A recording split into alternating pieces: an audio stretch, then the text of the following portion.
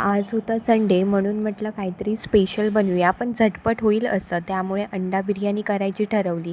तांदूळ स्वच्छ धुवून घेतला आणि कुकरमध्ये शिजायला ठेवला. त्यामध्ये थोडंसं पाणी, तेल आणि मीठ टाकलं. त्यानंतर साईडला कांदा आणि टोमॅटो पण चुटकी मारून मस्तपैकी कापून घेतला. तांदूळ पण आपला तेवढ्यात शिजून मस्तपैकी झाला होता तयार. त्यानंतर मी अंडी बॉईल करून घेतली आणि ती तेलामध्ये परतवली. पण ती जरा माझ्याकडून सोलताना ना तुटली, ते इग्नोर करा. त्यानंतर मस्तपैकी कांदा टोमॅटोची फोडणी दिली. त्यामध्ये एव्हरेस्टचा मसाला, तिखट मसाला आणि हळद असे बेसिक मसाले आणि मीठ वगैरे टाकून घेतलं.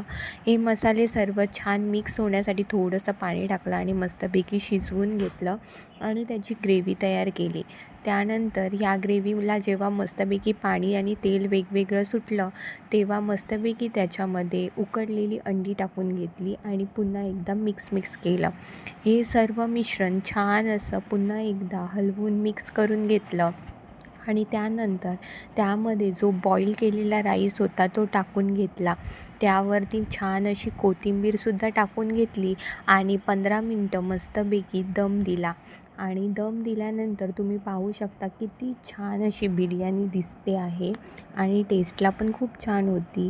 तुम्हाला कशी बिर्याणी वाटली हे मला कमेंटमध्ये नक्की सांगा.